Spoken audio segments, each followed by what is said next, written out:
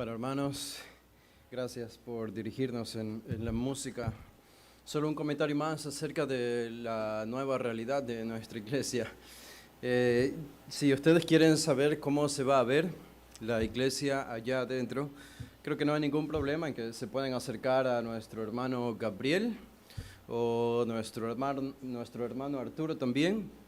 Tienen algunas, no son fotos, pero son, no sé cómo le llaman a eso, renders, algo así, que parecen fotos de cómo se va a ver nuestra iglesia allá adentro. Así que si ustedes logran ver eso, entonces la reacción va a ser, si así se va a ver nuestra iglesia, vale la pena estar aquí afuera 6 meses. Obviamente estoy exagerando para que la reacción de ustedes sea una expectativa mucho peor de lo que realmente va a ser, porque van a ser 2 meses o un poquito más de 2 meses y no más. Pero en serio, el plan es que se vea como una especie de anfiteatro allá adentro, recubierto de madera, más o menos como un mini anfiteatro, obviamente. No sé si han ido a algún teatro aquí en Guayaquil o en algún otro lugar, pero el ambiente es mucho más oportuno para la atención, para la tranquilidad, para la concentración y todo que promueva mejor la predicación de la palabra, la alabanza y la adoración al Señor. Así que aparte de que vamos a ganar más espacio también, van a poder entrar más sillas. Todo esto gracias a hermanos que están apoyando y aportando, y al equipo misionero que viene en junio. Ellos vienen a darle el toque final a todo este proyecto que ya comenzamos desde ahora. Así que, hermanos, si ustedes consideran que esta es una iglesia sana espiritualmente, les puedo dar otra razón por la que es bueno estar aquí afuera. También esta se convierte en una iglesia sana físicamente, porque van a estar recibiendo vitamina D, especialmente los hermanos que están acá. Eso es bueno. No le huyan al sol, no hagan caso. El sol es bueno, es lo que dicen los mejores científicos, y eso promueve el metabolismo de su cuerpo, es vitamina D, es excelente para su salud, en serio. Y otra razón última que les doy de por qué deberían estar alegres aquí afuera, hermanos, les decía a los de la escuela dominical, esto es lo más cercano a las enseñanzas de Jesús que van a experimentar. Jesús enseñó en las calles, en las riberas de los ríos y de los mares, afuera de las escaleras, en las casas. Él siempre estuvo enseñando al aire libre. Así que esto es lo más cercano a la experiencia de Jesús en los evangelios. Así que deberían estar muy animados y emocionados de esta aventura, de estar aquí afuera por algún tiempo. Pero bueno, y solo si llega a llover, ahí los hermanos sugieres van a ayudarles. Tenemos techos allí y allá donde se pueden ubicar algunas sillas, así que no duden en buscar refugio si es que eso llega a suceder. Bueno, les invito a que abran sus Biblias en la primera carta de Pablo a los tesalonicenses, en el capítulo 2, y quiero leer los versículos del 13 al 16. No vamos a estudiar todos estos versículos, pero para dejar toda la idea que Pablo inicia y termina en esta sección de la carta a los tesalonicenses, si no han estado al tanto de las enseñanzas de esta maravillosa carta que Pablo escribió, fue la primera carta que él escribió en su ministerio. Así que si ustedes quieren, vemos todavía, no quiero usar la palabra inmadurez aplicada a Pablo, pero la falta de experiencia quizá de escribir cartas apostólicas inspiradas divinamente, porque esta sería la primera que tenemos del apóstol Pablo. Y él ha hablado acerca de los tesalonicenses, a quienes celebra, a quienes ama. Cada vez que se acordaba de ellos se llenaba de alegría y de gozo por el ejemplo, por el comportamiento, por su celo en predicar el evangelio, por su doctrina correcta y su vida correcta. Esta era una iglesia modelo. Esta es la iglesia a la que nosotros aspiramos o deberíamos aspirar ser. Y en el capítulo 2, Pablo habla acerca de su ministerio entre ellos y cómo él les dio el ejemplo en todo, tanto en palabra como en conducta. Él fue un padre espiritual para ellos, él fue una madre espiritual para ellos, se sacrificó por ellos y les instruyó, siempre mostrándoles integridad. Y Pablo resume todo este ministerio que él vivió entre ellos en los versículos del 1 al 12 del capítulo 2. Y es en el versículo 13 que él empieza a reconocer cuál había sido la respuesta de ellos. Y la respuesta de ellos también produce agradecimiento en Pablo porque ellos responden de dos maneras. Versículos 13 y 14. En el versículo 13 ellos respondieron recibiendo el Evangelio, aprendieron el Evangelio, es decir, ellos abrazaron el Evangelio. Noten el versículo 13, dice, por lo cual también nosotros, sin cesar, damos gracias a Dios, de que cuando recibisteis la palabra de Dios que oísteis de nosotros, la recibisteis no como palabra de hombres, sino según es en verdad la palabra de Dios, la cual actúa en vosotros los creyentes. Esto es un elogio de Pablo a los tesalonicenses. Cuando yo les prediqué, ustedes oyeron que esto no venía de mí, esto venía de Dios. Y ustedes lo reconocieron con oídos espirituales, lo vieron con ojos espirituales y lo recibieron con un corazón sensible, la recepción de la palabra de Dios, pero ellos hicieron más. Y Pablo también los celebra porque en el versículo 14 Pablo dice que no solo recibieron la palabra de Dios como si hubiese venido realmente de Dios, tenían esta convicción, sino que esta palabra dio fruto. Y esta palabra dio fruto en un contexto hostil para los cristianos, donde sufrían persecución. Y Pablo dice, ustedes al perseverar en su cristianismo, a pesar de la hostilidad en la ciudad de Tesalónica, se convirtieron en imitadores de sus hermanos, los que viven en Judea. Noten lo que dice el versículo 14. Porque ustedes, hermanos, vinieron a ser imitadores de las iglesias de Dios en Cristo Jesús que están en Judea. Pues habéis padecido de los de vuestra propia nación las mismas cosas que ellas padecieron de los judíos. Los judíos persiguieron a los otros judíos cristianos dentro de Israel. Y los tesalonicenses, ciudadanos, perseguían a los cristianos tesalonicenses en Tesalónica. Y Pablo hace esta comparación y les dice, ustedes al creer y vivir una vida transformada, al abandonar la idolatría y abandonar el pecado, la vida de codicia, la vida de carnalidad, ustedes se han convertido en parias de la sociedad.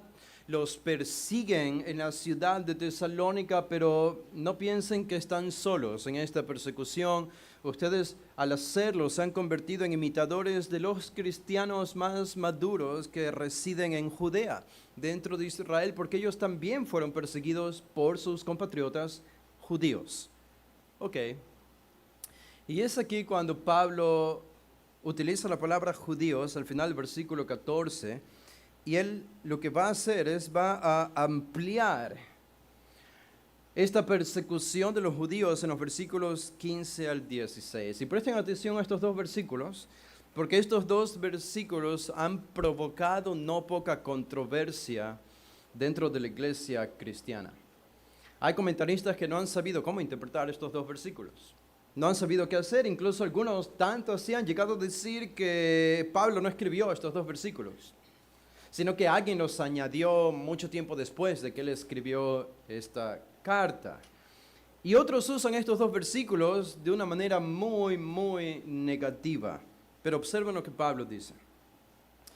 Dice, los cuales, versículo 15, hablando de los judíos, mataron al Señor Jesús y a sus propios profetas, y a nosotros nos expulsaron, y no agradan a Dios, y se oponen a todos los hombres, impidiéndonos hablar a los gentiles para que estos se salven. Así colman ellos siempre la medida de sus pecados, pues vino sobre ellos la ira hasta el extremo. Cuando uno lee esto, uno dice, wow, son palabras duras de Pablo para sus compatriotas judíos. Él termina diciendo en el versículo 16, vino sobre ellos la ira hasta el extremo. Al final del versículo 15 dice que los judíos se oponen a todos los hombres. Digo, si entendemos superficialmente lo que Pablo dice aquí de los judíos, casi que podríamos justificar lo que el mundo entero ha dicho acerca de los judíos desde el siglo I hasta el día de hoy, que no son cosas nada bonitas. Y no solo lo que han dicho o pensado de los judíos, sino que lo que han hecho en contra de los judíos, las naciones del mundo ya en 2000 años de nuestra historia. Y yo estaba pensando, por qué Pablo se expresaría de esta manera acerca de sus compatriotas judíos? Seguro es algo que Pablo no habla de esta manera en ningún otro pasaje acerca de los judíos. Pablo nunca es tan fuerte en contra de los judíos que lo que van a leer en estos dos versículos. En todas sus cartas no expresa mayor justicia, mayor, aparentemente, según algunos dirían, una venganza o queja en contra de los judíos que lo que él expresa en estos dos versículos. Y creo que es importante entender por qué. Y creo que parte de la razón reside en a quién está escribiendo Pablo. Esto es a los hermanos de Tesalónica. Ahora, ¿qué estaba pasando en Tesalónica? Una cosa yo creo que es importante entender aquí, que nos ayuda a entender lo que estaba pasando en Tesalónica. Es verdad, si yo digo esto solo de manera general, yo creo que ustedes lo van a entender como un principio o como un axioma. Si tú estás haciendo las cosas bien como cristiano y en tu lugar de trabajo tienes un jefe y este jefe es bueno, es moral y es ético a ojos de todos, pero él empieza a perseguirte y él empieza a hacerte la vida imposible. Ahora, ser perseguido por un jefe que aparentemente es bueno y moral es mucho más difícil que ser perseguido por un jefe que todo el mundo conoce por ser malo e inmoral, ¿verdad? La presión de ser perseguido por alguien que todos perciben que es bueno es mucho más grande. ¿Por qué? Porque a ojos de todas las personas y probablemente de ti mismo te vas a llenar de dudas acerca de tu propia vida, porque vas a pensar, si este jefe es bueno y es moral y me persigue a mí, eso significa que yo soy malo, ¿verdad? ¿No tendrías esa duda en tu mente? Algo debo estar haciendo mal yo para que mi jefe que es bueno me esté persiguiendo y haciéndome la vida imposible, porque si fuera malo sería fácil reconocer que el que está mal es él y no yo. Bueno, ustedes se acuerdan de Jeremías, por ejemplo, en el Antiguo Testamento. Tuvo un ministerio muy complicado, porque Dios lo levanta a Jeremías para predicar al pueblo de Judea, el reino del sur. Ahora, este es el pueblo de Dios. Pero Jeremías fue enviado a predicar en un tiempo cuando el imperio babilónico estaba amenazando con destruir Jerusalén y llevarse a cautivos de Judea fuera de su patria. Y obviamente, si Jeremías comunicaba un mensaje como el que predicó, ¿cuál fue el mensaje de Jeremías? Los que están mal aquí no son los babilonios, son los judíos. Es el rey de Judea.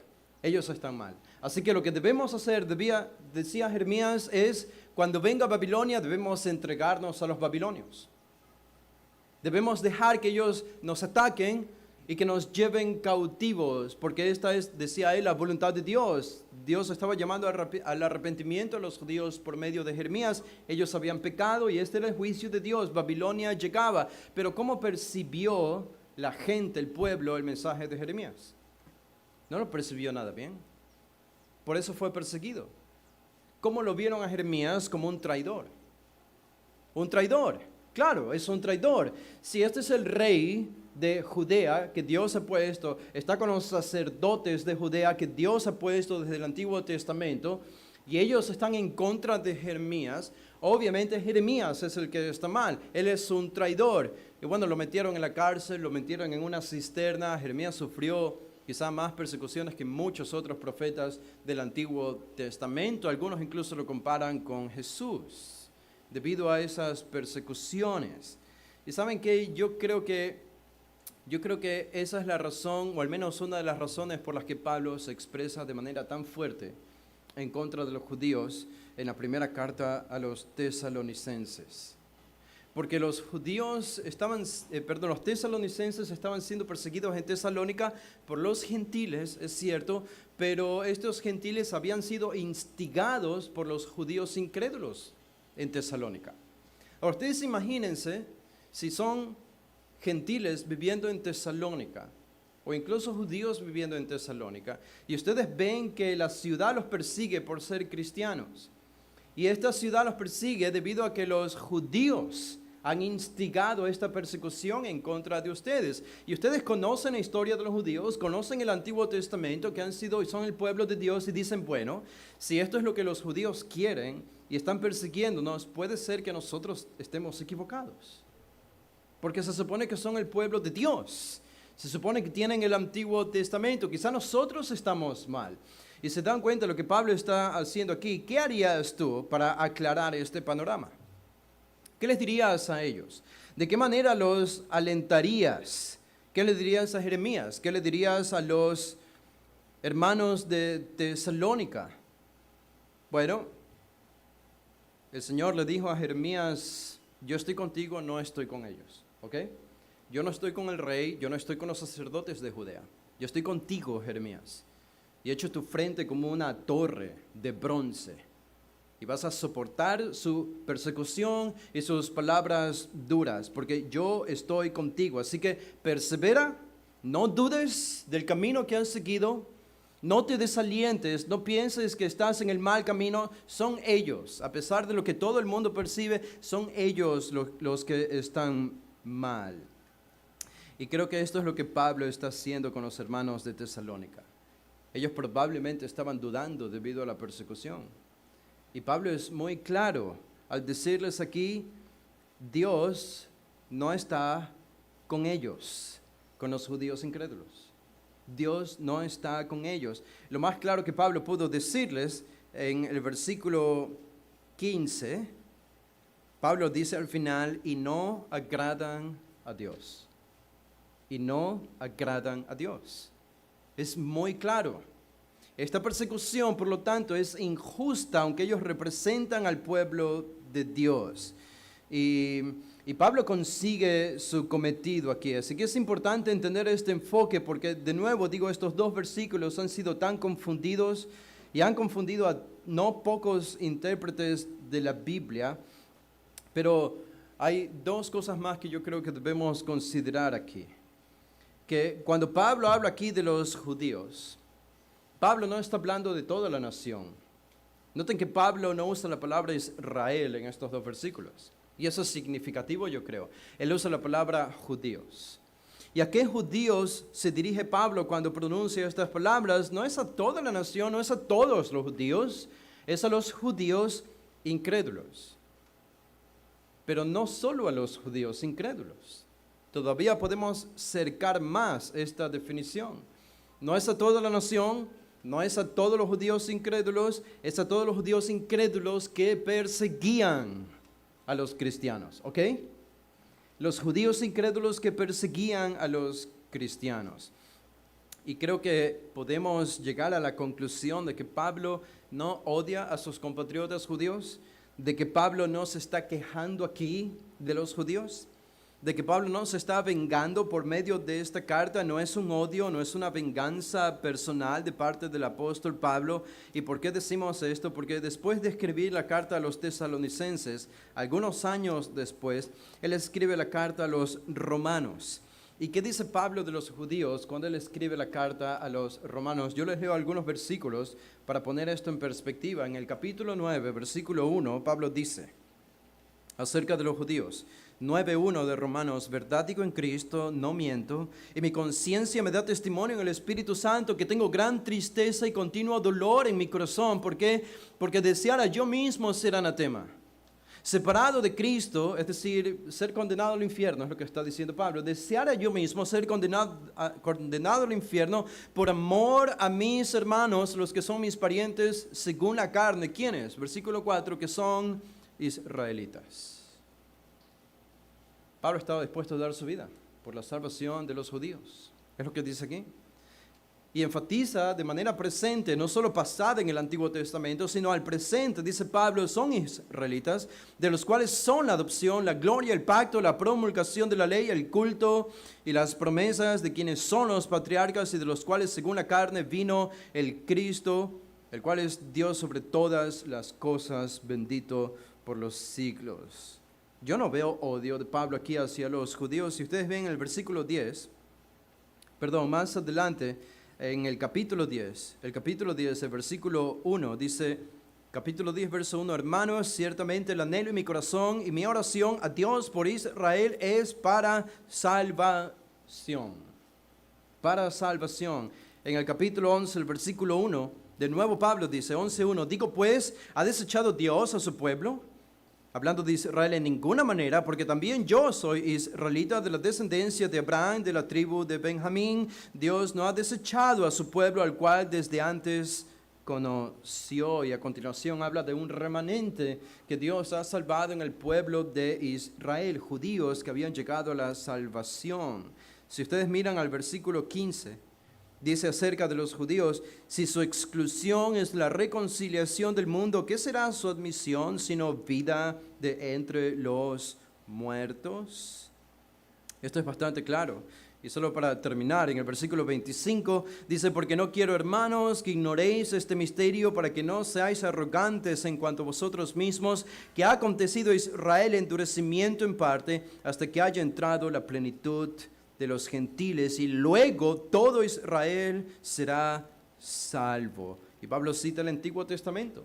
Así que para Pablo la restauración futura y salvación espiritual de Israel estaba vigente todavía en el tiempo ya de la iglesia, porque él cita el Antiguo Testamento. Estas promesas y profecías del Antiguo Testamento sobre el futuro de Israel todavía están vigentes y se van a cumplir. Al menos Pablo creía eso, por eso citó a Isaías 59 y a Jeremías también, hablando de la futura restauración de Israel. Ok, así que regresando a 1 Tesalonicenses, creo que esto nos da la suficiente perspectiva para no cometer el error que quizá algunos cristianos y teólogos han cometido leyendo estos dos versículos. Se han llenado también de un antijudaísmo o antisemitismo que yo creo es injustificado a la luz de la Biblia e incluso a la luz de este propio pasaje. Lo que Pablo dice aquí no se centra o no se concentra en todo el pueblo judío, sino solo en los incrédulos que perseguían a la iglesia, que perseguían a Pablo y a los misioneros. Y la realidad existe de que aquí Pablo mismo era un judío y él no se atrevería a hacer algo como esto contra su propio pueblo. Así que siempre he pensado que es un privilegio predicar el evangelio a un judío, ¿saben? Pablo lo veía como un privilegio y él hizo de la predicación de los judíos parte integral de su ministerio. Cada vez que llegaba a ciudades gentiles, lo primero que hacía era como su prioridad, era predicar a los judíos en una sinagoga. Y después iba a los gentiles cuando ellos no creían. Pero siempre sería un privilegio. A veces veo algún judío muy rara vez en nuestra ciudad caminar, especialmente en Urdesa. Cuando vivíamos cerca de Urdesa, allí hay una pequeña comunidad de judíos y alguna vez vi un judío caminar con su hijo y pensé, qué privilegio grande sería predicarle el evangelio a uno de ellos. Ahora probablemente lo rechace, pero sería un privilegio predicarle y que Dios obre en su corazón para que llegue a la salvación. Estaba leyendo de un pastor que tuvo la oportunidad de predicar el evangelio a un judío. Y este judío reconoció que su hijo se había convertido en un cristiano, pero él no era nada, él era secular, él ni siquiera era de la religión judía, simplemente vivía su vida secular. Pero el pastor le predicó el evangelio y le llamó al arrepentimiento amorosamente. Creo que ese debe ser nuestro énfasis, ¿verdad? Cuando pensamos en los judíos. Ahora, Pablo hace un análisis completo de los judíos incrédulos que perseguían a la iglesia en estos dos versículos, ¿ok? Y no percibo odio en las palabras de Pablo, como algunos han creído es imposible. Y podemos considerar incluso después de lo que hicieron los judíos con Jesús y lo que hicieron los judíos con Esteban en el libro de Hechos, porque fueron asesinados por los judíos incluso después de esto. Pero lo que hace Pablo aquí es que va a ser tremendamente honesto, ¿ok? Tremendamente honesto y justo al hacer una descripción completa de los judíos incrédulos que perseguían a los cristianos. ¿Y cómo lo hace Pablo? Bueno, de tres maneras. ¿Ok? En tres referencias Pablo los describe. En primer lugar, describe a estos judíos, describe las acciones contradictorias de estos judíos, después hace una evaluación espiritual de estos judíos y finalmente una consistencia pecaminosa en estos judíos. Y lo primero que hace Pablo entonces es, él describe las acciones contradictorias de los judíos. Noten el versículo 15. El versículo 15, la primera parte, Pablo dice, los cuales, hablaron de los judíos, mataron al Señor Jesús y a los profetas. Dice literalmente no sus propios, sino y a los profetas. Ok, los judíos mataron al Señor Jesús y a los profetas. Esto es tremendamente triste. Tremendamente triste. Porque se supone que el Mesías era su rey. Y el Mesías venía para todo el beneficio espiritual y material de ellos. Y aún así, ellos deciden finalmente ponerlo en una cruz y matarlo. Aunque ellos mismos no lo subieron a la cruz, sino los romanos, pero ellos fueron los principales instigadores para matar a Jesús. ¿Por qué esta es una contradicción? ¿Por qué para los judíos matar a Jesús y perseguir a los profetas que Jesús envió es una contradicción? Porque ellos son el pueblo de Dios. Porque Dios los había elegido desde Abraham para representar a Dios ante todas las naciones. Son los recipientes de la ley. Ellos han recibido muchas buenas cosas y han dejado buenas cosas para la cultura del mundo. Y aún así, ellos decidieron asesinar al Mesías. Ahora, Jesús pone esto de una manera magistral en una historia que Él enseñó durante su ministerio. Si ustedes van por un momento al libro de Mateo, en el capítulo 21, el versículo 33, Jesús enseñó una parábola. Y Él enseña esta parábola estratégicamente cuando Él ya había entrado, hizo su entrada triunfal en Jerusalén, y Jesús estaba en el templo, y estaba discutiendo en el templo con los líderes de los judíos. Y ellos ya habían resuelto matarle. Jesús ya sabía esto, Él sabía cuál era su fin. Y Él cuenta y enseña esta parábola. Y noten lo que Él enseña en esta parábola. Dice Mateo 21, 33, oíd otra parábola. Dice, hubo un hombre, padre de familia, el cual plantó una viña. Esa palabra viña debe hacer sonar timbre en nuestros oídos, porque la viña escogida de Dios en el Antiguo Testamento era Israel. ¿Ok? Y Jesús creo que está usando la palabra viña con ese énfasis de que este es Israel, elegida por Dios. Dice, este hombre, padre de familia, buen hombre, plantó una viña. Y noten cómo la cuidó, todos los verbos que aparecen allí, todo lo que hizo por el bienestar de esta viña. Dice, la cercó con vallado, cavó en ella un lagar, edificó una torre de vigía para un guardia, para protegerla, y la arrendó a unos labradores y se fue lejos. Esto es lo que el buen hombre hizo a favor de su viña. Los labradores eran hombres alquilados, eran hombres rentados. Ellos estaban allí no porque ellos eran dueños de la viña, sino que iban a trabajar en esa viña temporalmente, por un beneficio mutuo con el dueño, mientras el dueño estaba ausente.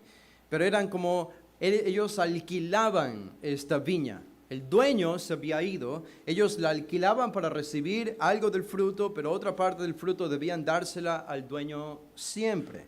Esto es lo que ellos están haciendo, esos eran los labradores. Ok, dice versículo 34, y cuando se acercó el tiempo de los frutos, envió sus siervos a los labradores. El hombre dueño de la viña está lejos, pero envía esclavos o envía siervos para recoger los frutos que le pertenecen a él, para que recibiesen sus frutos, dice el versículo 34. Así que todo es normal hasta ahora en la historia, pero el versículo 35 cuenta algo inusual. Dice, mas los labradores, tomando a los siervos, a uno golpearon, a otro mataron y a otro apedrearon. Así que noten el incremento en intensidad de cómo fueron tratados los siervos del padre de familia. Al primero golpearon nada más, al otro ya lo mataron y al otro lo apedrearon. Lo más probable es que murió a pedradas de una manera muy violenta. Ahora, esto no es lo que hacen los labradores. Es algo muy inusual, porque la viña no era de ellos. Ellos sabían que era del padre de familia. ¿En qué están pensando ellos?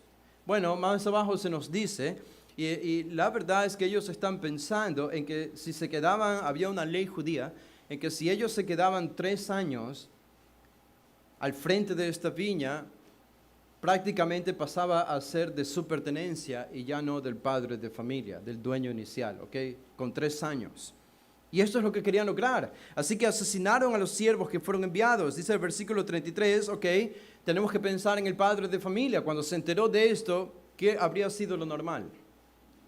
Lo normal habría sido enviar a la policía, unos guardias, la justicia, para que atrapen a estos labradores malvados, los metan en la cárcel y probablemente los juzguen con la misma muerte. Eso habría sido lo normal, incluso bajo una ética judía, bajo una ética del Antiguo Testamento y bíblica, porque eran asesinos. Bueno, de manera muy sorprendente, lo que hace el padre de familia es algo diferente. ¿Qué hace en el versículo 36? Ejerciendo una gran cantidad de paciencia, envió de nuevo otros siervos. En lugar de hacer justicia en ese momento, decide enviar más siervos, más que los primeros todavía, e hicieron con ellos de la misma manera. A todos los que envió, que eran más que los primeros, también los labradores los volvieron a asesinar. Ahora sí, uno diría, lo natural es que la paciencia se haya terminado. El padre de familia entonces tendría que haber enviado una guardia mucho más fuerte para hacer justicia en contra de estos labradores y recuperar su viña. Esto era lo natural. Es lo que tú y yo deberíamos incluso hacer o podríamos hacer. Esto es algo legal, es una cuestión legal. Pero en la historia que formula Jesús, el padre de familia va más allá todavía, llegando como una cúspide de paciencia. Y en el versículo 37 hace lo impensado para nosotros. Finalmente, dice el 37, les envió a su hijo. Les envió a su hijo. Ahora, alguno podría decir, bueno, este es un padre ignorante, ¿verdad? Es un padre que no ama a su hijo, porque ¿cómo lo va a enviar a unos labradores que ya han asesinado a todos sus siervos 2 veces anteriores? Digo, esto es demasiado riesgoso. Un padre naturalmente no haría algo así. Bueno, lo que pasa es que no estamos pensando como este padre está pensando. Nosotros estamos pensando en términos de venganza. El padre está pensando en términos de oportunidades para arrepentirse. Y el padre pensó que todavía había oportunidad para que ellos se arrepientan y que la manera para lograrlo era si enviaba a su hijo. Él en verdad tenía todas las buenas intenciones. Y entonces, esto es lo que él estaba diciendo. Dice en el 37, diciendo, tendrán respeto a mi hijo. Tratarlo como trataban a su hijo era como lo trataban al padre. No había ninguna diferencia. Y él pensó, tratarán diferente a mi hijo. Bueno, versículo 38, mas los labradores, cuando vieron al hijo, dijeron entre sí, esta es la primera vez que ellos hablan en esta historia, ¿y cuál fue su conversación? Este es el heredero de la viña, venid, matémosle y apoderémonos de su heredad. Este era el plan, desde un principio, apoderarse de la heredad. Y dice el 39, y tomándole, le echaron fuera de la viña y le mataron. Y entonces, la pregunta de Jesús, ¿cuál es? En el versículo 40, dice, cuando venga pues el Señor de la viña, ¿qué hará a aquellos labradores? Ahora el Señor mismo, el Padre, se dispone a venir.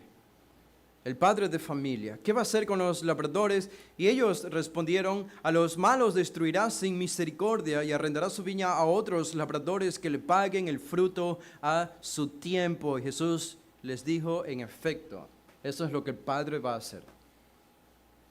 Y dice, ¿nunca leísteis? Versículo 42 en las Escrituras. La piedra que desecharon los edificadores ha venido a ser cabeza del ángulo. El Señor ha hecho esto y es cosa maravillosa a nuestros ojos. Y Jesús aquí cita un salmo que es una profecía y se la aplica a él mismo. Y está diciendo, yo soy la piedra que han desechado los edificadores, la cabeza del ángulo. Yo soy el centro de las profecías, el centro de las operaciones de Dios, el centro del plan redentor de Dios, soy yo, está diciendo Jesús. Y Él está diciendo, yo sé que me van a matar, como el Padre envió a su Hijo y los labradores lo mataron, yo sé que ustedes, como labradores malvados, me van a matar. Y noten lo que añade Jesús en el versículo 43. Por tanto os digo, ya que ustedes van a hacer esto, como los labradores malvados, les digo que el reino de Dios será quitado de ustedes. ¿Ok? Yo vine para inaugurar el reino mesiánico, pero debido a que ustedes no me quieren y me van a matar, el reino de Dios será quitado de ustedes. Ahora, la pregunta que yo les hago, hermanos, es, ¿quiénes son ustedes? ¿Quiénes son ustedes? Jesús está hablando aquí con los líderes de los judíos, ¿ok? Con los líderes de los judíos que en efecto representan a toda la nación, pero es con los líderes de los judíos y son los judíos, a ustedes les será quitado el reino y será dado a gente que produzca los frutos de él. ¿Quién es esa gente que produzca los frutos de él? En simples términos, en otras palabras más sencillas, lo que Jesús no está diciendo aquí es que Jesús quita el reino de los judíos para dárselo a la iglesia. Yo no veo la palabra iglesia aquí, no sé si ustedes la ven, pero yo no la veo. No veo la palabra gentiles aquí, no sé si ustedes la ven, pero yo no veo la palabra gentiles aquí. Todo el contexto es judío, la historia es judía, estos son los líderes judíos. Y debido a todas las profecías que tenemos en el Antiguo y en el Nuevo Testamento también acerca del futuro de Israel, la única interpretación posible es que Jesús está diciendo, yo les voy a quitar el reino a ustedes, a su generación, para dársela a una futura generación de judíos que sí crean en mí. ¿Ok? Y Jesús añade el versículo 44, que no es menos importante. Cuando ustedes leen el versículo 44, deben pensar en Daniel 2. Dice, así termina Jesús esta historia, y el que cayere sobre esta piedra será quebrantado, y sobre quien ella cayere, le desmenuzará. Y es muy probable que Jesús esté pensando en la piedra que corta a las naciones gentiles de Daniel 2 para inaugurar el último y final reino mesiánico. Y él está haciendo alusión a eso en este versículo 44. Ahora, ¿quién es Jesús dijo esto? ¿Fue todo el pueblo de Israel, el 100% de los judíos? Es claro, el versículo 45 responde a esa pregunta. Dice, y oyendo sus parábolas, los principales sacerdotes y los fariseos entendieron que hablaba de ellos. De ellos. No todo el pueblo, sino los líderes religiosos que rechazaron y asesinaron a Jesús. Pero no deja de ser una historia triste, ¿verdad? Es una historia triste.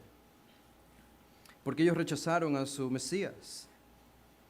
Nosotros podríamos, déjenme leer brevemente, si van a Mateo 23, esto es lo que Pablo está diciéndole a los tesalonicenses. En Mateo 23 y el versículo 31 dice, así que dais testimonio contra ustedes mismos de que sois hijos de aquellos que mataron a los profetas. Noten, vosotros también llenad la medida de vuestros pecados. Serpientes, generación de víboras, ¿cómo escaparéis de la condenación del infierno? Por tanto, aquí yo os envío profetas y sabios y escribas, y de ellos a unos mataréis y crucificaréis, y a otros azotaréis en vuestras sinagogas y perseguiréis de ciudad en ciudad. Para que venga sobre ustedes la venganza, dice el versículo 35, de todos los profetas que han matado en el Antiguo Testamento. Versículo 35, desde Abel hasta Zacarías. Y dice Jesús, de cierto os digo que todo esto vendrá sobre esta generación. Duras palabras de Jesús. De nuevo, ¿a quiénes? El contexto es a los fariseos y escribas, ¿ok? No todo el pueblo, sino los fariseos y escribas que se oponían hostilmente al ministerio de Jesús. Ahora, ¿fueron estas todas las palabras que Jesús tenía que decir a Israel? En este caso, los líderes de Israel. Noten cómo Jesús mezcla. Hay una mezcla de condenación y de amor. de condenación y esperanza, de juicio y misericordia, porque un versículo después, en el 37, Jesús se lamenta y dice en el 37, Jerusalén, Jerusalén, que matas a los profetas y apedreas a los que te son enviados, ¿cuántas veces quise juntar a tus hijos como la gallina junta a sus polluelos debajo de las alas y no quisiste? Nunca quisieron. ¿Saben desde cuándo no quisieron? Desde que salieron de Egipto no quisieron. Apenas salen de Egipto, se hacen un becerro de oro para adorarlo. En todo el transitar del desierto, estuvieron pecando y quejándose y rechazando a Dios. En el tiempo cuando entran a la tierra de Canaán, en el tiempo de los jueces se depravaron también. Hasta el tiempo de los reyes, breves rasgos de reformas hubo, pero la gran historia del Antiguo Testamento es que Israel siempre rechazó a Dios, no todos, pero sus líderes mayoritariamente estuvieron opuestos a Dios. ¿Y cómo termina Jesús aquí, sin embargo? Él dice en el 38, he aquí vuestra casa os es dejada desierta, es decir, yo me voy, no hay reino para ustedes por ahora. Pero 39 dice, porque os digo que desde ahora no me veréis hasta que digáis, bendito el que viene en el nombre del Señor. Es decir, habrá un tiempo cuando los judíos digan bendito el que viene en el nombre del Señor y reconocerán a Jesús como su Mesías. Así que Jesús aquí cree que los judíos van a ser restaurados en el tiempo futuro y van a creer en Él. Por eso hay esperanza. Pero las palabras de Jesús previamente y las de Pablo regresando a Tesalonicenses son duras. Son duras. Jesús también había añadido, no es posible que un profeta muera fuera de Jerusalén, porque Jerusalén siempre persiguió a los profetas. Así que aquí Pablo está diciendo, ustedes mataron al Señor Jesús y ustedes también mataron a los profetas, tanto del Antiguo Testamento como a los que Jesús había enviado. Esto es lo que ellos hicieron siempre, se pusieron en hostilidad contra Dios y sus intentos de reforma y llamados al arrepentimiento. Ahora, Pablo añade una cosa más. A la mitad del 15, noten, él dice, y a nosotros nos expulsaron. Es decir, a él y a sus compañeros del ministerio, y esto lo podríamos leer en diferentes versículos del libro de los Hechos, no sé si tenemos tiempo, yo sé que tienen calor y probablemente debo guardar un poco más de tiempo para que ustedes puedan salir, no quiero predicar a masas derritiéndose alrededor mío, pero ustedes, yo les puedo dar las referencias de cómo la persecución de los líderes judíos en contra de los cristianos y particularmente de Pablo fue sistemática, fue estratégica. Donde Pablo iba era perseguido por los judíos. Desde que comenzó a predicar en Damasco, ya fue perseguido por los judíos. Fue a otro lugar y era perseguido. En Hechos 9 vemos esto, en Hechos 13 vemos esto, en Hechos 14, Hechos 19, Hechos 17, Hechos 18. En todos estos pasajes, tanto dentro de Israel como fuera de Israel, porque habían judíos en las sinagogas fuera de Israel, siempre los judíos se levantaban en contra de Pablo y de la predicación. Ustedes pueden preguntarse por qué. ¿Por qué? Y una de las razones, y esto es algo que yo no conocía antes en la historia del Imperio Romano, pero sucede que los judíos estaban siendo aceptados no por los líderes, no por la élite del Imperio Romano que odiaban a los judíos, sino por el pueblo de los romanos, por la gente común, por los esclavos. Habían miles y miles y cientos de miles de esclavos en el Imperio Romano. Y los judíos que estaban en muchas de estas ciudades, ellos predicaban la ley, estudiaban la ley, la Torá, el Antiguo Testamento, y en la Torá, en el Antiguo Testamento, se hablaba de una liberación de esclavos. Y la ética de los judíos era muy diferente a la ética de los paganos. Vivían vidas más rectas, más inocentes, más organizadas, más morales externamente, y esto comenzó a atraer a muchas personas dentro del Imperio Romano, especialmente la gente de clase baja. Tanto así que cada vez que ustedes ven La palabra piadosos, habían algunos piadosos en el libro de los Hechos, es una referencia a gentiles que estaban siendo atraídos hacia el judaísmo. Y muchos de ellos terminaron convirtiéndose en cristianos por la predicación de Pablo y de otros misioneros en el libro de los Hechos. Así que cuando Pablo predicaba el Evangelio y él veía que los gentiles y los judíos se iban con Pablo, se llenaban de celos. Ese era el problema para ellos. Muy similar a lo que sucedió con Jesús durante su ministerio. Y de nuevo debemos notar, no fueron todos los judíos, muchos sí creyeron, 5,000 creyeron en Jerusalén. Y cada vez que Pablo predicaba en la sinagoga se nos dice que muchos judíos creían, a veces pocos, a veces muchos, pero creían. Así que no es una referencia para toda la nación. Ok, pero Pablo dice y se enfoca en esto entonces. Estas son las acciones contradictorias de los judíos que persiguieron y mataron a Jesús y que se oponían al ministerio del apóstol Pablo, dice el versículo 15. Ahora, ¿qué va a hacer Pablo a continuación?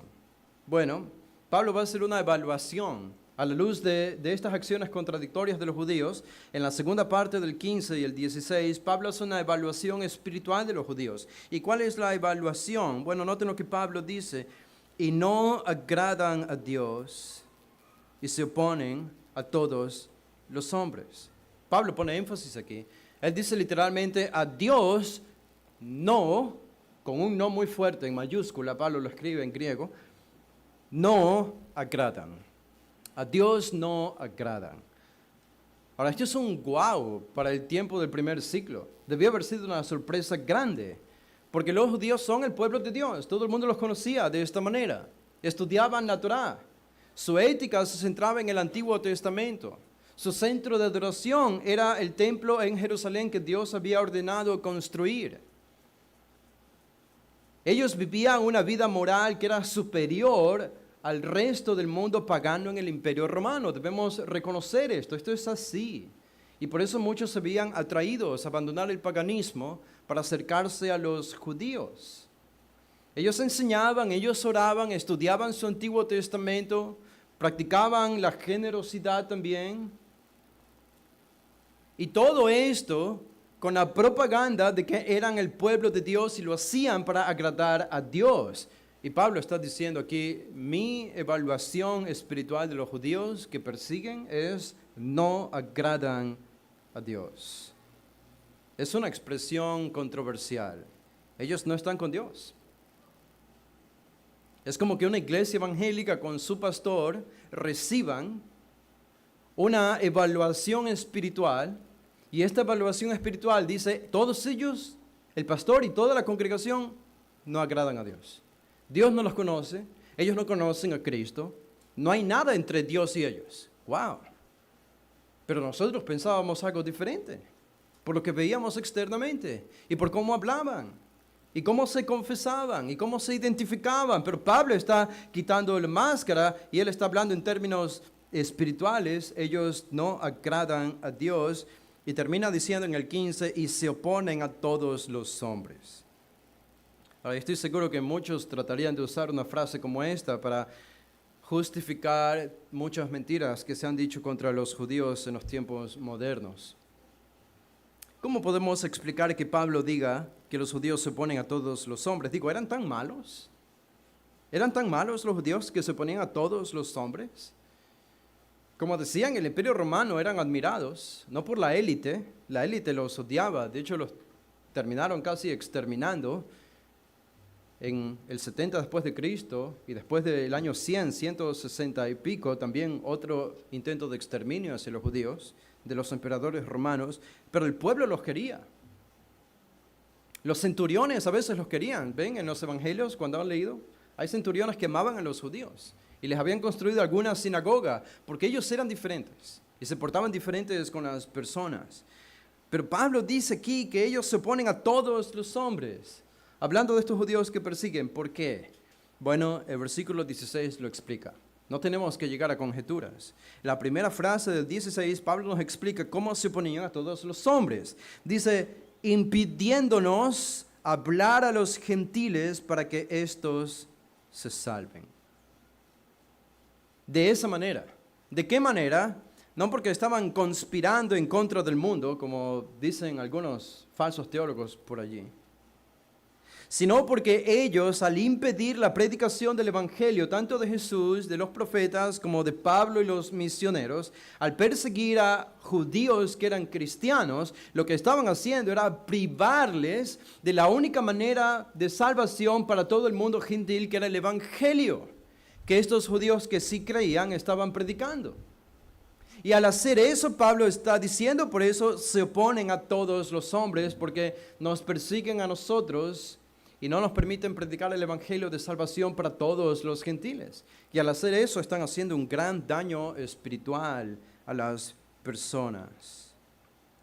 Esta fue la ceguera de los judíos. Ahora, Pablo fue uno de ellos, ¿ustedes se acuerdan? Yo no creo que los judíos estaban pensando necesariamente en que debían destruir este movimiento porque venía de Dios. Ellos estaban convencidos que ellos pertenecían a Dios. Y este movimiento cristiano era una secta para ellos.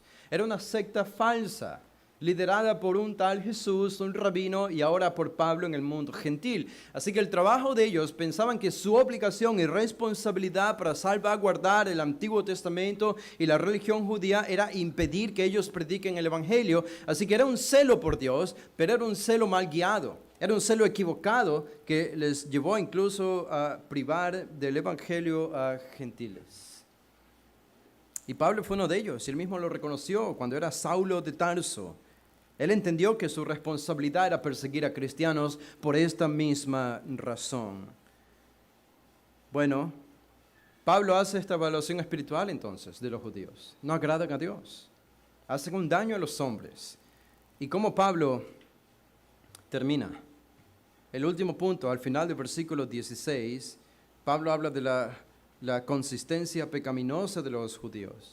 Esta pecaminosidad de esto que ellos habían hecho era consistente con su historia, con todo lo que habían hecho. Y noten lo que dice Pablo al final del 16. Dice, así colman ellos siempre la medida de sus pecados. Colman siempre la medida de sus pecados. O llenan, la palabra colman literalmente es llenar, como llenar un vaso de agua, llenar un jarrón.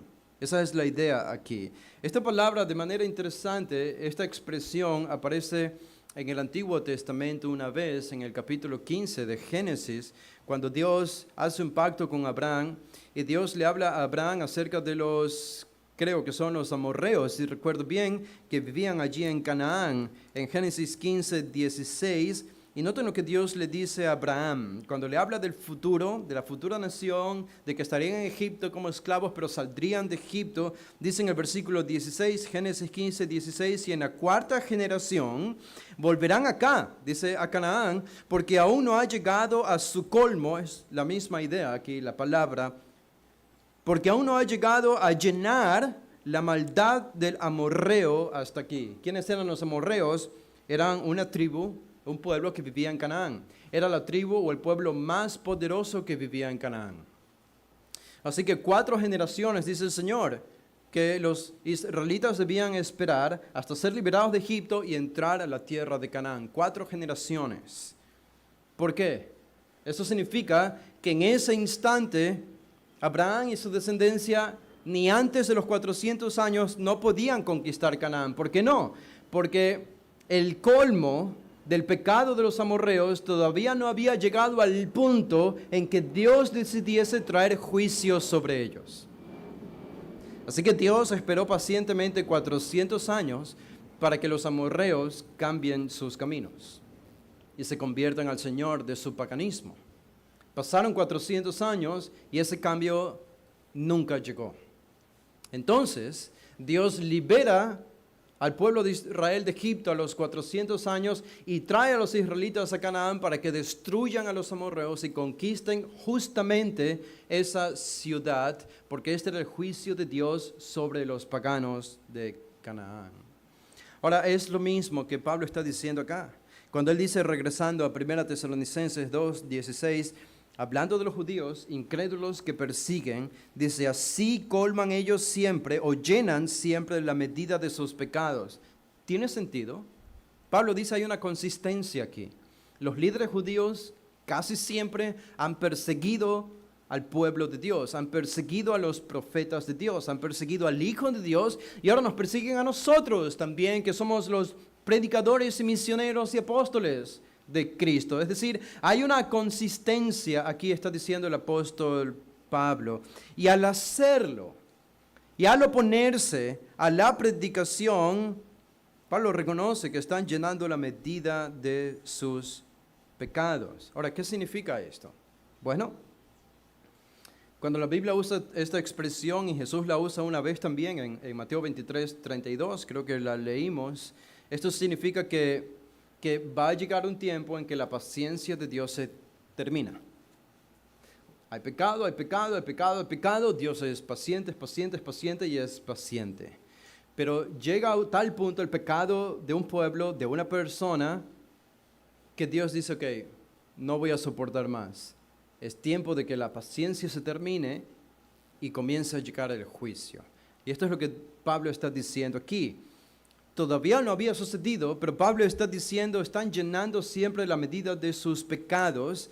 Y añade en la última frase del versículo 16, dice, pues vino, y esto es pasado, por eso es interesante, dice, pues vino sobre ellos la ira hasta el extremo. Y es probable que Pablo esté pensando aquí en cómo los israelitas y judíos habían sufrido en el tiempo del Antiguo Testamento, como parte del juicio de Dios por sus pecados al perseguir a los profetas, como también mirando hacia el futuro. Y pensando en cómo ellos irían a sufrir debido a que se han opuesto a la predicación del Evangelio. Pero son palabras fuertes. Vino sobre ellos la ira hasta el extremo. La palabra extremo podría ser traducida literalmente, vino la ira hasta el fin. Hasta el fin. Es decir, en otras palabras, Dios va a saciar toda la ira que tiene guardada sobre los judíos en algún momento. Él la va a saciar. Tiene que saciarse esta ira. Ha sucedido en el pasado, ha sucedido en el presente y sabemos por las profecías que va a suceder en el futuro. Es triste. Esto es triste. Esto no da alegría. Ahora, cuando tú y yo pensamos entonces en esta realidad del pueblo judío, que de nuevo enfatizo, no son todos, sino los judíos incrédulos que persiguen a los cristianos. Yo no sé cuántos judíos incrédulos que persiguen a cristianos puedes contar tú en el mundo el día de hoy. Es difícil. Alguien podría decir, bueno, si vas a Israel, Israel vive una democracia y los cristianos pueden reunirse con libertad en Israel. Conozco a algunos de ellos que van y vienen siempre de Israel y sus reportes son, aquí hay libertad para predicar, que los judíos rechacen el Evangelio es algo diferente como cualquier otra persona, como tu vecino rechaza el Evangelio, pero no hay persecución. Ahora, ¿ustedes se dan cuenta por qué Pablo es tan fuerte contra los judíos aquí? Porque en el tiempo de Pablo, nadie más se oponía a la predicación del Evangelio que los judíos. En el tiempo de Pablo. Pero eso cambió. Eso cambió. Eso cambió porque a medida que pasaron los años y los siglos, el principal opositor de la predicación del Evangelio no fueron los judíos, sino pronto se convirtió el Imperio Romano, que empezó a perseguir a los cristianos, a meterlos en el Coliseo para ser comidos por leones y por fieras, a crucificarlos, a ahogarlos, a cortarles la cabeza, a quemarlos vivos. El Imperio Romano hizo esto, no los judíos. Y entonces, el panorama de la persecución en contra de los cristianos ha cambiado en el tiempo. Yo creo que la mala interpretación de unos versículos como estos es que la gente, los cristianos, ingenuamente piensan que esta sigue siendo una realidad hoy, y no es así. Hoy, los principales oponentes del Evangelio no son los judíos. No son los judíos. Pero sí lo eran en el tiempo de Pablo. Y por eso Pablo se expresa como se expresa de ellos en estos dos versículos. Así que yo creo, y esto ya lo voy a mencionar solo como conclusión, voy a decir un par de cosas como conclusión y voy a leer dos pasajes sin quedarnos mucho tiempo como conclusión y pueden salir. Damos gracias a Dios a que nos ha dado algo de prisa, ¿verdad? Pablo no era antisemita. ¿Ok? ¿Saben que lo mismo habría sucedido con nosotros los ecuatorianos si Dios nos elegía como pueblo y hubiese enviado a su Mesías a Ecuador? ¿Creen que nosotros hubiésemos hecho diferente a lo que hicieron los judíos? No se atrevan a decir que, claro que sí. No, el corazón es el mismo. Los peruanos hubiesen hecho lo mismo. Los venezolanos, los americanos, los ingleses y los alemanes. Todos hubiésemos rechazado a Dios y hubiésemos asesinado al Hijo de Dios. Así que el hecho de que los judíos hayan hecho esto no significa que ellos son peores que las otras naciones. Es solamente un testimonio de que el corazón del hombre es igual de terco y de obstinado, porque nacemos muertos en delitos y pecados. Y por alguna otra razón siempre nos hubiésemos rebelado en contra de Dios. Todos, los chinos, todos habrían hecho exactamente lo mismo. Es un testimonio del corazón humano. Pero lamentablemente, los cristianos empezaron a acusar a los judíos muy pronto en la historia de la iglesia de cometer deicidio. Ahora, esto es cierto, en parte, deicidio significa matar a Dios. Obviamente nadie puede matar a Dios, pero Jesús vino en forma humana y al matar a Jesús, en un sentido, mataron a Dios. Y dijeron, los judíos han cometido deicidio, ellos mataron a Dios, al Dios que nosotros adoramos. Por tanto, los judíos deben ser odiados. Y entonces empezó algo extraño en el tiempo de la iglesia gentil, casi en los primeros siglos, de un odio que cada vez se acrecentaba más en contra de los judíos. Ese antijudaísmo o ese antisemitismo ha perdurado hasta el día de hoy, no en todos los cristianos obviamente, pero en un sector o círculos de cristianos. Con frecuencia leo, ya no para mi sorpresa como al inicio, pero me quita los ánimos a veces cuando leo a Enior Jiménez. Y las cosas que él dice en contra de los judíos, se presenta como un cristiano conservador, porque así se presenta en sus páginas de redes sociales. Pero todo lo que hace y lo que sale de su boca es siempre acusar a algún judío. Y está lleno de conspiraciones en contra de judíos, que de hecho descubrí que él sigue a un tal pastor llamado Chuck Baldwin, y este Chuck Baldwin es en realidad un antijudío declarado en todas sus predicaciones, y Enior Jiménez aparentemente no es más que un discípulo de este otro pastor en Norteamérica. Pero se dice que los judíos están detrás de las conspiraciones del mundo, son dueños de los bancos y es el moderno antisemitismo que vemos en nuestro tiempo, y nosotros como iglesia no podemos darnos el lujo de caer en ese mismo error. Hay tantas mentiras que se han inventado para justificar un odio en contra de los judíos. Les voy a decir unas dos nomás, ¿ok? Para terminar, un par de ellas. Una de ellas, de que son los dueños del mundo, que son los dueños de los bancos, y que están conspirando para controlar a las principales naciones de este mundo.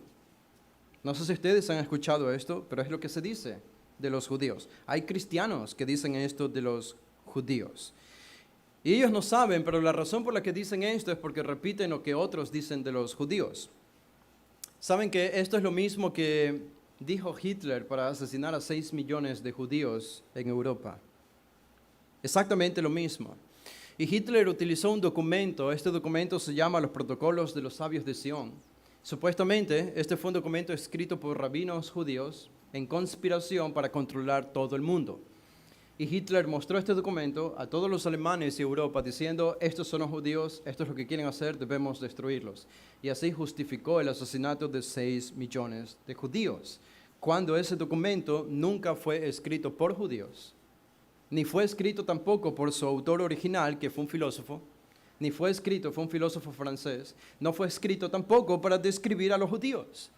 Pero un zar ruso lo modificó y lo utilizó para hacer pensar al mundo entero de que era de los judíos y hacer una gran campaña comercial para que todos piensen que los judíos estaban detrás de toda cosa mala que sucede en el mundo.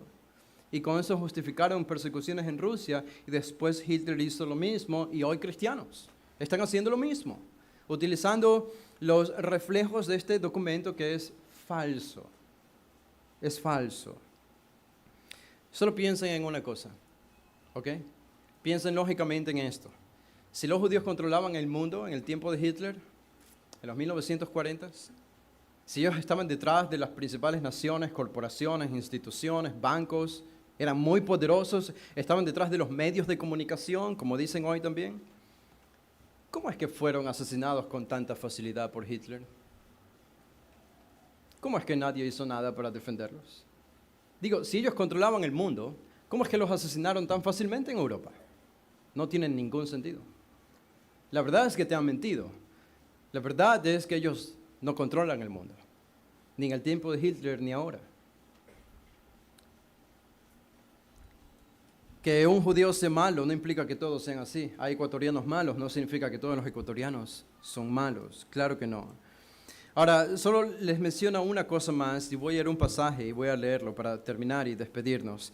Creo que el Señor nos está dando más brisa en esta mañana. Y hoy no tendremos servicio de la noche o de la tarde. No sé si fue anunciado eso, pero sepan que van a tener o tendremos libre el resto de la tarde, así que pueden pensar en descansar y no van a tener que regresar hoy a la iglesia. Pero mientras van en sus Biblias a Joel el capítulo 3, puede ser que se demoren toda la tarde encontrando Joel 3, por eso mientras llegan allí, yo les cuento algo ligeramente. No sé si ustedes han visto las propagandas que aparecen en los medios de comunicación de el gobierno y los militares israelitas oprimiendo a los palestinos. ¿Han visto eso? ¿Han visto niños palestinos en la televisión muertos de hambre, con destrucción alrededor, supuestamente por los ataques del ejército israelí? Bueno, un par de cosas puedo decirles. Como alguien diría, están administrando tu realidad, están gestionando tu realidad. Te están haciendo creer algo que es una mentira, pero te crean una realidad falsa para que la creas. ¿Qué está pasando en realidad en Palestina y entre Israel? En Palestina se encuentra, ustedes saben, el grupo terrorista Hamas, que asesinó hace 2 años nada más, o 3, a más de 1,000 judíos dentro de Israel. Les cortaron la cabeza, metieron a bebés en microondas y los mataron vivos. Son atroces. Si una persona es una persona totalitaria que quiere esclavizar al resto de la población y quieres que la gente te crea como si tú fueses bueno, ¿qué vas a hacer? Bueno, vas a decir que los malos son buenos y que los buenos son malos. Eso es lo que tienes que hacer. Hacerle creer al mundo que los buenos son malos y que los malos son buenos. ¿Ok? Vas a enseñarle que hacer la paz en realidad para ti es hacer la guerra. Pero ellos piensan que estás haciendo la paz. La paz para un totalitario es hacer la guerra. Cuando dicen que alguien es bueno, en realidad es malo. Y cuando dicen que alguien es malo, en realidad es bueno. Los terroristas de Hamas ya no es secreto, se esconden debajo de hospitales, se esconden debajo de casas de gente común y corriente, se esconden debajo de escuelas. Y desde allí envían sus cohetes a Israel para provocar el ataque de Israel contra esas estructuras donde hay niños. ¿Ustedes saben que los israelitas son el único ejército en el mundo que hace lo siguiente? Ellos hacen llover papelitos en Palestina antes de atacar. Y en esos papelitos les dicen a los palestinos, a la gente, a las familias, a dónde deben huir, a dónde van a llegar el ataque de ellos, porque saben que allí hay terroristas y armas de terroristas que solo intentan destruirlos. Y todo esto lo hacen previamente antes de atacar. Claro, eso no te lo dicen los medios de comunicación. Pero este es el ejército más justo que tú puedes ver en la faz de la tierra. Porque al hacer eso, ellos pierden. Claro que pierden, porque los terroristas también se enteran cuándo van a atacar y dónde van a atacar.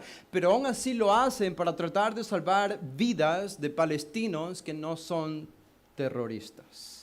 Y solo después de hacer esas advertencias, enviando papelitos para que todos puedan huir a salvo, entonces ellos dirigen sus ataques contra estas estructuras donde los terroristas tienen todas sus armas y desde donde disparan cohetes contra Israel. Esto es lo que está sucediendo. Y no mencionar los videos falsos y actores que siempre se prestan por dinero, palestinos, para hacer quedar mal a Israel, mostrando un campo de destrucción y mostrando a niños supuestamente desnutridos por el hambre, cuando en realidad tienen alguna enfermedad genética. Esto ya ha sido comprobado. Y algún periódico incluso ha tenido que reconocer estas supuestas equivocaciones. Bueno, hermanos, yo no puedo meterlos en toda esta discusión. Yo solo quiero mencionarles esto para que entiendan, para que abran más sus ojos y veamos lo que realmente está sucediendo. Los opresores son los oprimidos. Y los que se dicen que son los oprimidos son realmente los opresores, ¿ok? Los opresores no son los israelitas. Los opresores son los que están en Palestina. Los oprimidos son los israelitas. Y los opresores son los que están en Palestina. Pero un totalitario te hace creer que los opresores son los oprimidos y los oprimidos son los opresores. Te invierten todo. Como dice la Biblia, a lo bueno llaman malo y a lo malo llaman bueno. Es exactamente lo que hacen los dictadores. Y lo que hace todo el mundo occidental con los medios de comunicación en contra de Israel todo el tiempo. Todo el tiempo. Ahora, yo termino con esto. Ya llegaron a Joel 3, ¿verdad? ¿Sí? Muy bien. En Joel 3, no voy a leer todo, solo unos versículos. Noten lo que dice aquí, hablando del fin de los tiempos. Y después me voy a Mateo 25 y voy a probablemente sorprenderles con alguna conexión que podemos encontrar aquí. Joel dice, Dios, porque aquí, que en aquellos días, el fin, en aquel tiempo en que haré volver la cautividad de Judá y de Jerusalén, reuniré a todas las naciones, estos son los gentiles, y las haré descender al valle de Josafat. ¿Dónde es el valle de Josafat? Es en Jerusalén. Jerusalén, es el valle de Josafat. Dice, y allí entraré en juicio con ellas, es decir, las naciones gentiles. ¿Por qué? ¿Por qué Dios va a juzgar ahí a las naciones gentiles? Dice, a causa de mi pueblo y de Israel mi heredad, a quien ellas esparcieron entre las naciones y repartieron mi tierra y echaron suerte sobre mi pueblo y dieron los niños por una ramera y vendieron niñas por vino para beber. Todo esto han hecho con los judíos, lo hicieron hace 2 años y lo van a volver a hacer en el tiempo del fin. Y Dios dice, voy a vengarme, voy a traer a las naciones alrededor de Israel, las voy a traer aquí para juzgarlas, a todas ellas, a todas las que han hecho esto contra mi pueblo. Y más adelante dice, en el versículo 12, despiértense las naciones y suban al valle de Josafat, porque allí me sentaré para juzgar a todas las naciones de alrededor. Echad la hoz, porque la mies está ya madura. Venid, descended, porque el lagar está lleno. Rebosan las cubas, porque mucha es la maldad de ellos. Muchos pueblos en el valle de la decisión. Noten cómo le llama Joel aquí. El valle de la decisión es el valle afuera de Jerusalén donde Dios traerá todas las naciones, porque cercano está el día de Jehová en el valle de la decisión. El sol y la luna se oscurecerán y las estrellas retraerán su resplandor. Obviamente esto va a suceder en el tiempo del fin, no ahora ni en el pasado. Ok. Ahora, vayan conmigo a Mateo 25 y con esto terminamos. Este es el sermón del Monte de los Olivos de Jesús, cuando Él habla del fin de los tiempos también. Y pensando en lo que dice Joel, que va a traer a todas las naciones a Jerusalén para juzgar a estas naciones que se han aprovechado de Israel, noten lo que Jesús dice aquí, terminando casi este sermón, dice en el versículo 31, Mateo 25, 31, Jesús dice a sus discípulos, cuando el Hijo del Hombre venga en su gloria, y todos los santos ángeles con él, entonces se sentarán en su trono de gloria. Ahora, yo sé, tú sabes dónde está ese trono. Ese es el trono de David en Jerusalén. Dice, y serán reunidas de él todas las naciones. Ahora, esto es muy similar a Joel. Y lo que va a hacer Jesús aquí es, va a ampliar. Está casi citando y explicando la profecía de Joel. Nada diferente a esto. Es Jesús ampliando la profecía de Joel. Y dice, serán reunidas delante de él todas las naciones. Y dice, apartará los unos de los otros, como aparta el pastor las ovejas de los cabritos. Dice, y pondrá las ovejas a su derecha y los cabritos a su izquierda. Entonces el rey dirá a los de su derecha, venid, benditos de mi Padre, heredad del reino. Esto es Cristo diciéndole a las naciones gentiles, venid benditos de mi Padre, heredad del reino preparado para vosotros desde la fundación del mundo. Ahora, ¿por qué algunos van a ser salvos en ese tiempo? Algunos, no todos, de las naciones gentiles. ¿Por qué? ¿En base a qué? Versículo 35. Jesús dice, porque tuve hambre y me disteis de comer, tuve sed y me disteis de beber, fui forastero y me recogisteis, estuve desnudo y me cubristeis, enfermo y me visitasteis, en la cárcel y vinisteis a mí.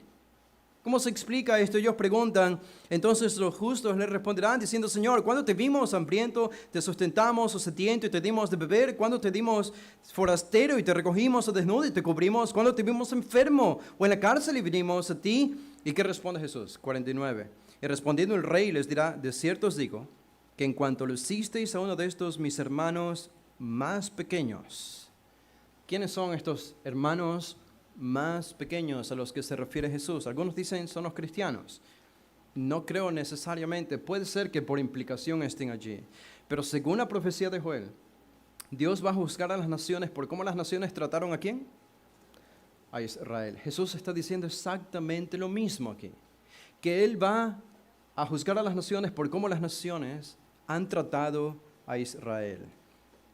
Por cuanto lo hiciste a uno de estos mis hermanos más pequeños, a mí lo hicisteis. Y lo mismo dice los de su izquierda, apartaos de mí, malditos al fuego eterno preparado por el diablo y sus ángeles, porque tuve hambre, no me disteis de comer, tuve sed, no me disteis de beber, fui forastero y no me recogisteis, desnudo y no me cubristeis, enfermo y en la cárcel y no me visitasteis. Y ellos también van a preguntar, ¿y cuándo te vimos así y no lo hicimos? Y Jesús responde, de cierto os digo que cuando no lo hicisteis a uno de estos más pequeños, tampoco a mí lo hicisteis. Eran estos al castigo y los justos a la vida eterna. La salvación es solo por fe, por gracia en Cristo. Pero Dios va a juzgar a las naciones como naciones en el tiempo del fin, dependiendo de cómo hayan tratado a su pueblo Israel. Y nosotros oramos que Dios nos encuentre a nosotros como ecuatorianos en el lado correcto de la historia, no en el lado incorrecto de la historia. Créame, yo creo que en efecto hay bendiciones de Dios para una nación que apoya y ora por el bienestar de Israel. Pero ¿no es triste el caso en el tiempo de Pablo, que ellos rechazaron el Evangelio? ¿No es triste que hoy algunos todavía rechazan el Evangelio entre los judíos? ¿No debería despertar eso a nosotros un anhelo por la salvación de ellos? ¿Comenzamos a orar por ellos? ¿Comenzamos a involucrarnos espiritualmente en la salvación y restauración de los judíos, así como de todos nuestros vecinos? ¿Verdad? Padre, te damos gracias, Señor, por este tiempo, por tu palabra. Gracias por darnos, Señor, la capacidad de entender, de tener la convicción de que este libro es tu palabra. ¿Qué queda para nosotros, Señor? Que es solo por tu gracia que no nos hemos convertido en enemigos del Evangelio, porque esto es lo que éramos. Con corazones duros, pensando que nuestra vida era más importante que lo que tú demandas de nosotros. Oh, qué tontos éramos, qué necios y qué obstinados. Pero gracias a que nos libraste de esta obstinación y terquedad. Y nos has humillado al punto de reconocer que nada somos y nada bueno merecemos sino aparte de la destrucción. Pero con estos números de enunciaciones de juicios también llegan mensajes de esperanza. El mensaje de esperanza de la salvación en Cristo, el poder de tu palabra, del Evangelio, que hace milagros en los corazones y en las almas de gente que está muerta. Y oramos, Padre, que en esta iglesia des vida a los jóvenes que están muertos espiritualmente, que pueden estar aquí presentes, pero que no entiendan ninguna palabra, porque sus vidas están en el mundo. Y queremos que tú los salves a todos, Señor, y que nos hagas como Pablo, hombres y mujeres que arden por la salvación de los que están alrededor nuestro. Gracias por abrirnos los ojos a nosotros y por hacernos reconocer lo que era imposible por nosotros reconocer, que tú eres el Salvador y que has enviado al Salvador del mundo para morir por nuestros pecados y llevarnos a un destino eterno en tu hogar, en tu casa, en tu reino. Gracias por esto, Padre. Oramos en el nombre de Jesús. Amén.